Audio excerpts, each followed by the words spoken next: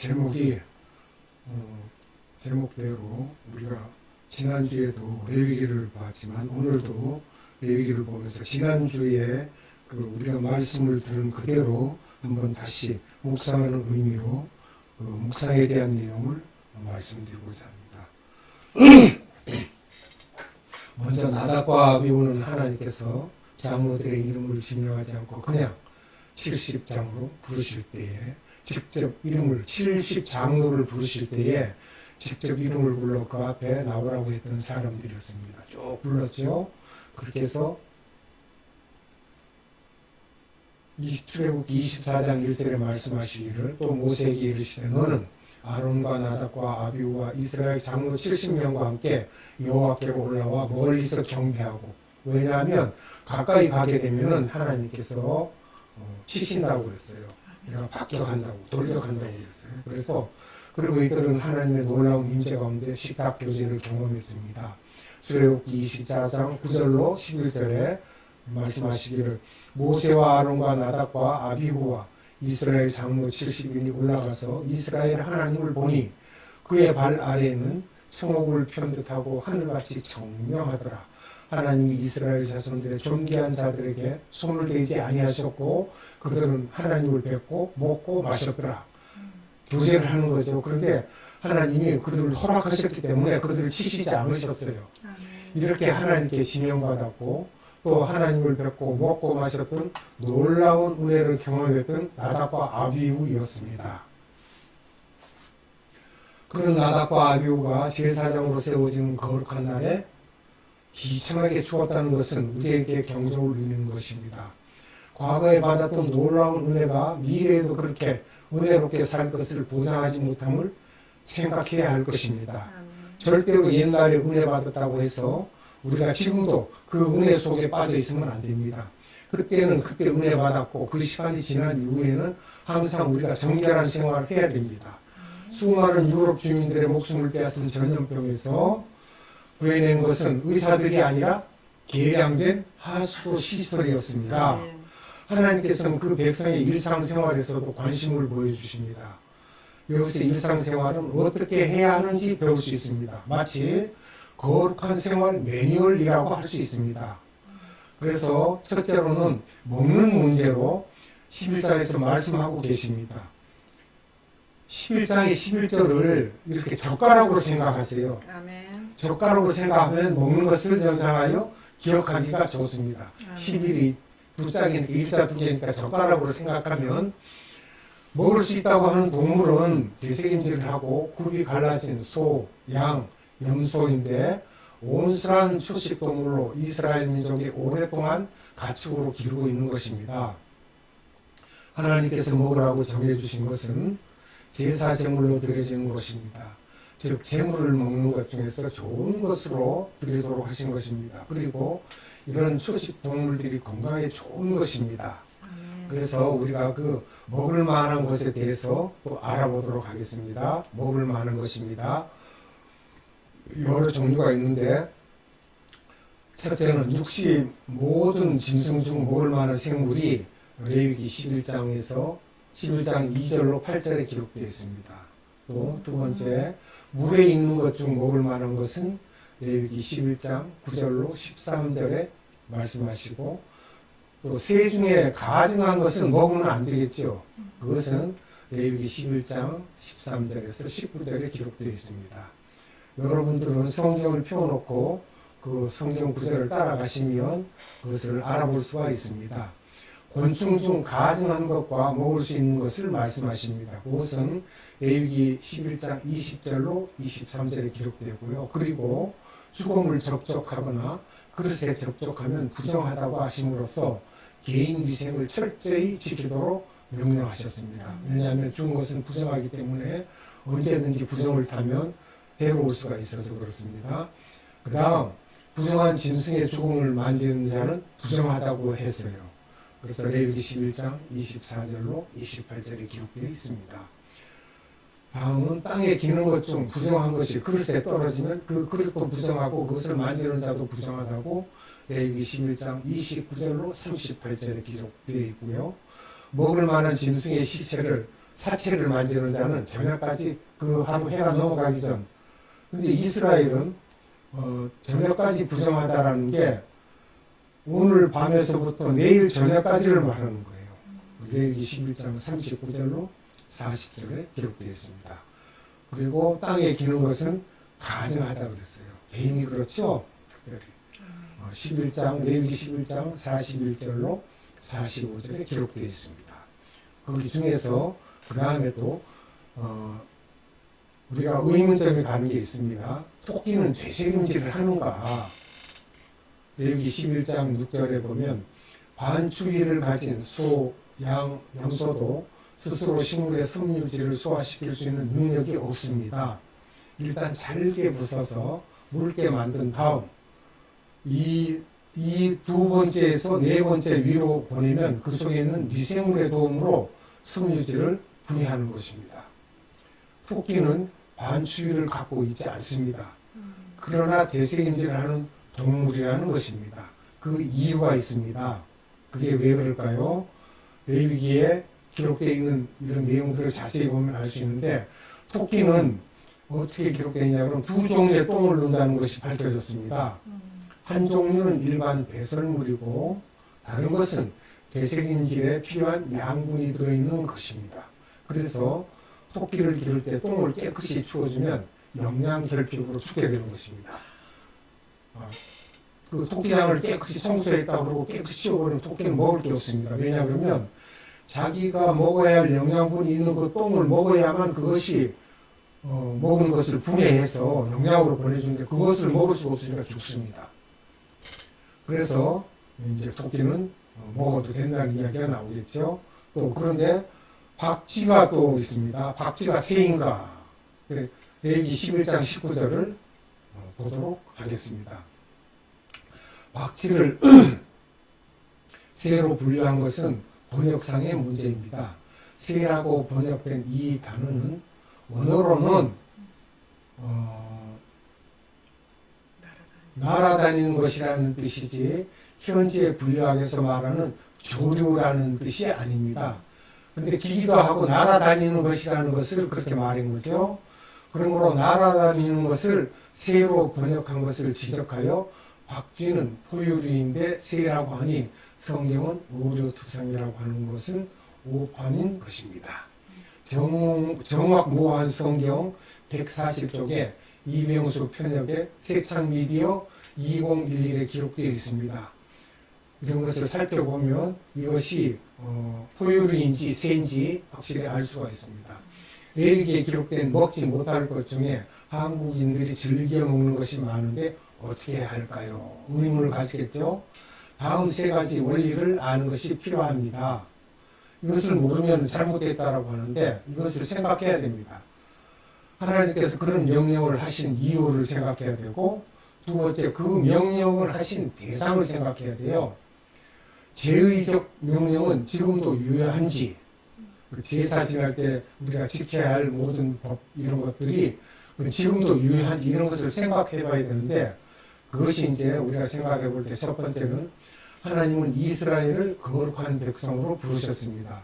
거룩한 백성은 일상 생활 하나하나에서 구별된 삶을 살아야 합니다. 그래서 먹는 것도 구별하여 먹으라는 것입니다. 즉 이스라엘 백성들에게 하신 말씀이죠. 그 명령은 출애굽한 이스라엘 백성들에게 하신 것입니다. 그러므로 현재 우리에게 문자적으로 적용시킬 필요는 없습니다. 그런 것을 이방인에게는 팔아도 가다고 한 것으로 보아 그 음식 자체가 문제가 되는 것은 아닙니다.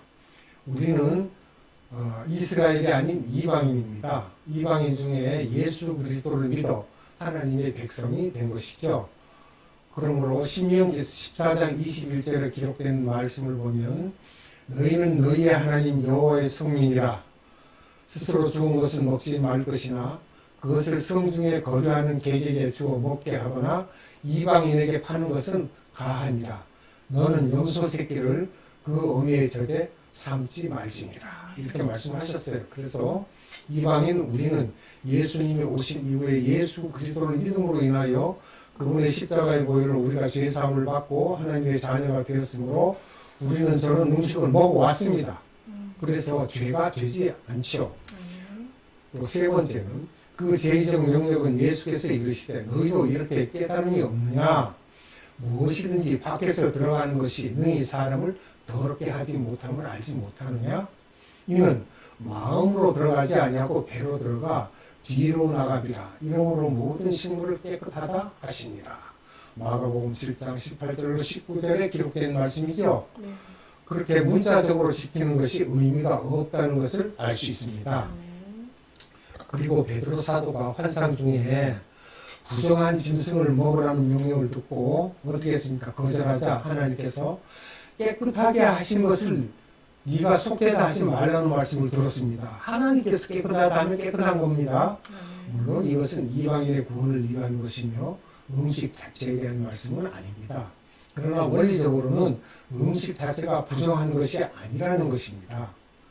사도행전 10장 12절로 15절에 기록하시기를 그 안에는 땅에 있는 각종 네발 가진 짐승과 기는 것과 공중에 나는 것들이 있더라. 또 소리가 있으되 베드로야 일어나 잡아 먹어라 하거늘 베드로가 이르되 주여 그럴 수 없나이다. 속되고 깨끗하지 아니한 것을 내가 결코 먹지 아니하였나이다 한데 또 두 번째 소리가 있을 때 하나님께서 깨끗하게 하신 것을 네가 속되다 하지 말라 하더라. 이렇게 말씀하셨어요.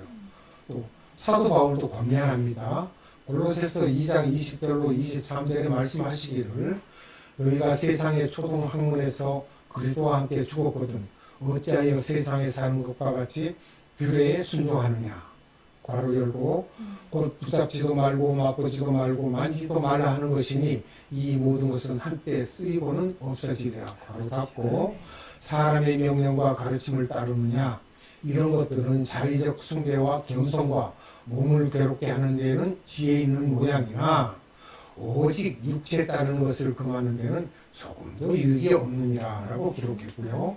고린도전서 8장 8절에 말씀하시기를 음식은 우리를 하나님 앞에 내세우지 못하나니 우리가 먹지 않는다고 해서 더 못 사는 것도 아니고 먹는다고 해서 더 잘 사는 것도 아니니라 했고요.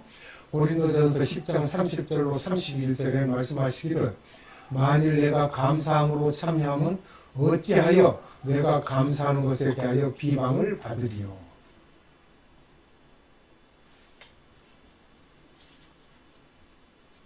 그런즉 너희가 먹든지 마시든지 무엇을 하든지 다 하나님의 영광을 위하여 하라라고 기록되어 있습니다.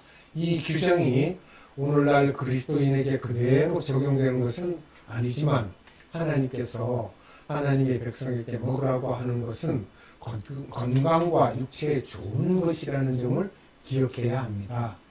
예방이 치료보다 훨씬 낫습니다. 음식을 가려 먹으면 요즘 문제가 되는 성인병, 노인병을 대부분 방지할 수 있고 야생 동물로부터의 전염병을 예방할 수 있습니다. 지금 우리에게 유행하는 이런 모든 것들이 다 야생 동물로 인하여 병균이 돌아다니고 또 많은 사람들이 생명을 잃어가게 되는 그런 원인이 되고 있습니다.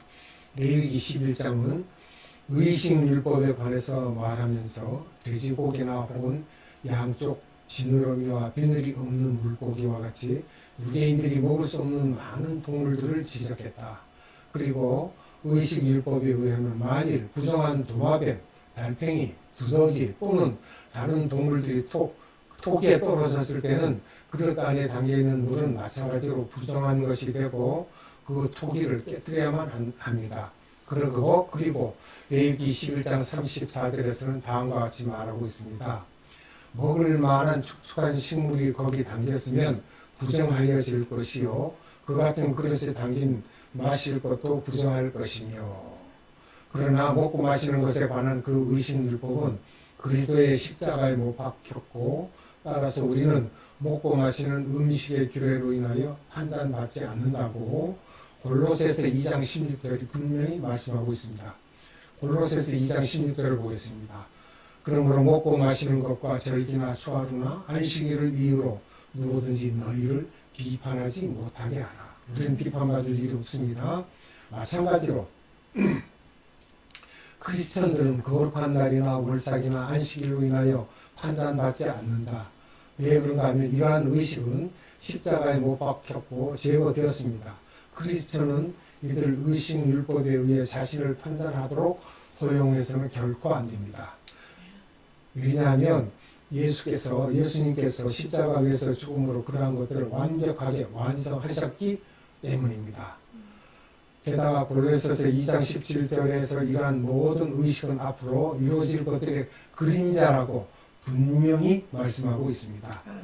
그것은 의식율법들이 하나의 그림자나 상징이나 모양이나 본보기임을 나타내는 것입니다.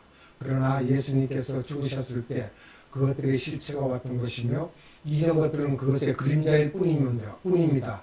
이제 우리에게는 그리스도께서 계시고 그리스도께서는 의식율법 모두를 십자가에 못 박음으로 완성시키셨습니다. 아멘. 그래서 크리스천들은 유대인의 의식인 안식일에 의해서 판단받을 수 없는 것입니다. 아멘. 성경이 분명히 그렇게 명령하고 있습니다. 어빈 젠센의 성경연구 레위기 어빈 L 젠센 지음에 보면 대전국역인데요. 아가페 출판사에서 이렇게 기록되어 있다는 것입니다. 그 다음에 출산에 대한 이야기를 드리도록 하겠습니다. 먹는 것에 이어지는 주제는 출산으로 레위기 12장은 출산의 규례에 대해 말씀하셨습니다. 요즘에는 대부분 병원에서 산후조리를 하기 때문에 문제가 될 것이 없지만 이전 시대에는 대부분 집에서 출산을 했고 모세 시대에도 마찬가지였으므로 하나님께서 그 부분에 대해 규례를 지시하는 것이 당연한 것입니다. 주목할 점은 남자아이를 낳은 경우와 여자아이를 낳은 경우가 다르다는 것입니다. 남자를 낳으면 7일 동안 부정하고 33일을 지나야 산열이 깨끗한데 딸을 낳으면 7일 동안 즉 2 곱하기 7은 14일이죠. 14일 동안 부정하고 66일이 지나야 산열이 깨끗합니다. 그래서 그 레위기에 기록된 내용을 보도록 할게요. 레위기 12장 2절로 4절을 보겠습니다. 이스라엘 자손에게 말하여 이르라. 여인이 임신하여 남자를 낳으면 그는 이래 동안 부정하리니 곧 월경할 때와 같이 부정할 것이며 8째 날에는 그 아이의 포피를 뵐 것이요 그 여인은 아직도 33일을 지내야 산열이 깨끗하리니 청결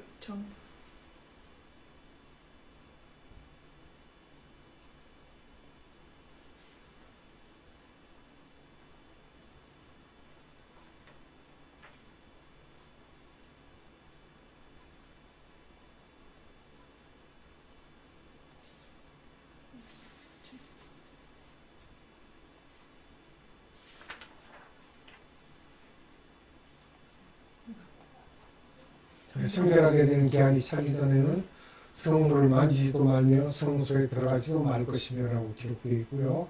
레위기 12장 5절에 여자를 낳으면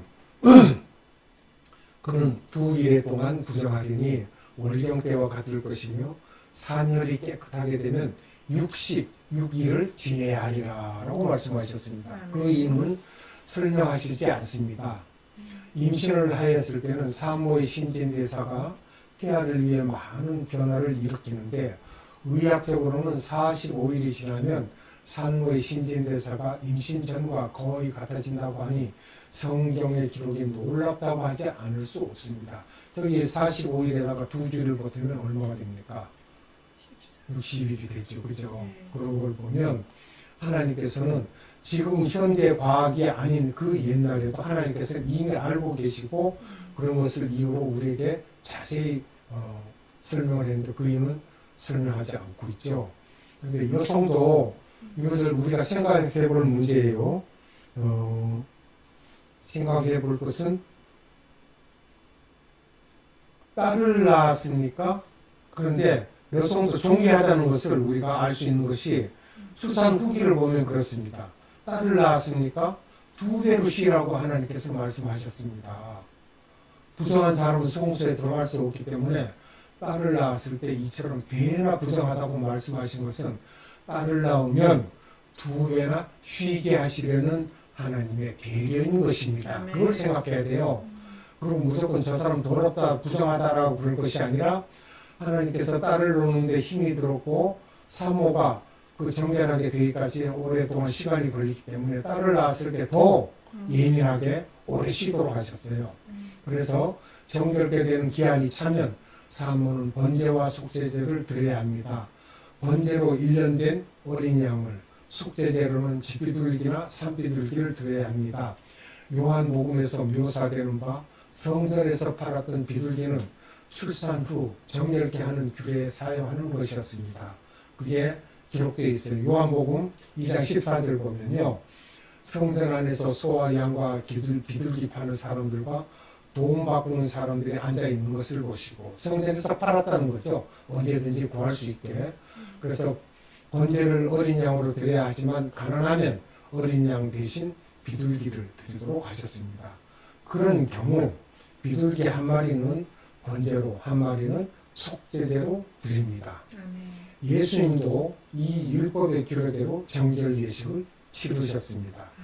진짜인가요? 그런데 누가복음 2장 24절에 보면 그렇게 이제 기록된 내용들이 있지만, 레위기에 12장 8절 보면 또 기록되기를, 그 여인이 어린 양을 바치기에 힘이 미치지 못하면 산비둘기 2마리나 집비둘기 새끼 2마리를 가져다가 하나는 번제물로 하나는 속죄제물로 삼을 것이요 제사장은 그를 위하여 속죄할지니 그가 정결하리라. 아멘. 이렇게 말씀하셨어요. 그리고 바울은 예수께서 그렇게 사셨음을 언급했습니다. 로마서 15장 8절에 기록되기를, 내가 말하노니 그리스도께서 하나님의 진실하심을 위하여 할례의 추종자가 되셨으니 이는 조상들에게 주신 약속들을 견고하게 하시고 라고 기록되어 있어요. 그래서 우리가 오늘 말씀드린 거에 대해서 잠깐만요. 우리가 묵상하는데 거기에 보면 생육하고 번성하라는 생각을 우리가 볼 수 있어요. 볼 수 있는데, 생명은 정의하기 어렵습니다. 아니, 정의하지 못하고 있습니다. 백과사전에서도 생명은 생물이 기본적으로 가지는 속성이지만 그것을 과학적으로 규정하기는 힘들다는 거예요. 생리학적, 물질대사적, 생화학적, 유전적, 연력학적 정의를 내리지만 각 정의에는 예외가 존재하므로 생명에 대한 확실한 정의란 불가능하며, 주로 생명체가 가지는 특성을 통해 생명을 이해할 수 있다고 설명합니다. 생명을 생명체가 가지는 특성으로 이해한다는 것이죠. 하나님께서 주신 복은 생육하고 번성하는 것입니다. 그런데 지금 어떠한 과학자도요, 생명에 대한 것을 밝히지 못합니다. 그리고 사람 만들 수 없어요. 동물도 자기네들은 그 유전자 같은 거를 복제해서 만든다 그럴 때 완벽하지 못합니다. 하나님께 반하는 행동들이죠. 죄악입니다.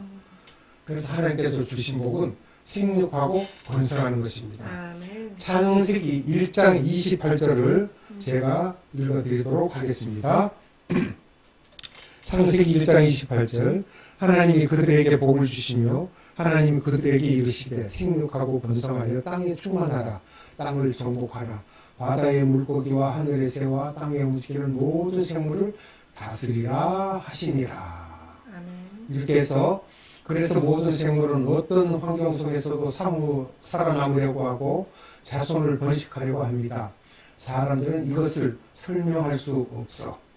그냥 뭐라고 하냐 그러면 본이라고 하지만 하나님께서 주신 복이며 명령입니다. 그런데 이 인간들은 이걸 알지도 못하면서 생명이 뭔지 자기들이 자꾸 단정 지으려고 해요. 그래서 레위기는 하나님의 백성이 생육하고 번성하면서 복을 누리게 하시려고 먹는 것과 출산하는 일에 대해 알려주시는 것입니다. 전도서 3장 13절을 보면요, 기록하기를, 요것만 말씀하고 마치도록 하겠습니다. 사람마다 먹고 마시는 것과 수고함으로 낙을 누리는 그것이 하나님의 선물인 줄도 또한 알았도다. 아멘. 이렇게 해서 오늘 말씀은 이것으로 마치도록 하겠습니다. 자비하시고 은혜로우신 아버지 하나님, 오늘도 생명의 말씀을 주심을 감사드립니다. 하나님, 오늘 우리에게 주신 그 생명의 말씀이 우리 생활에 우리 모든 일상의 양식이 되게 하시고 우리 마음, 우리 영혼에 하나님의 살아계신 말씀이 양식이 되어서 세상과 구별된 삶을 살게 하시고 거룩한 삶을 살 수 있는 그러한 길을 걸을 수 있도록 은혜 위에 은혜를 더하여 주시옵소서. 아멘. 지금은 우리 구주 예수 그리스도의 한량없는 은혜와 하나님의 극진하신 사랑하심과 성령님의 감화 감동 역사심이 오늘 예배 드린 자들 머리 위에와 이 땅 위에서 하나님께 예배하는 모든 머리 든 자들 머리 위에와 또한 모든 교회들 위에와 에바다 국제 선교회 위에 지금으로부터 영원토록 함께 하시기를 예수님의 이름으로 축원하옵나이다. 아멘. 하나님 감사합니다.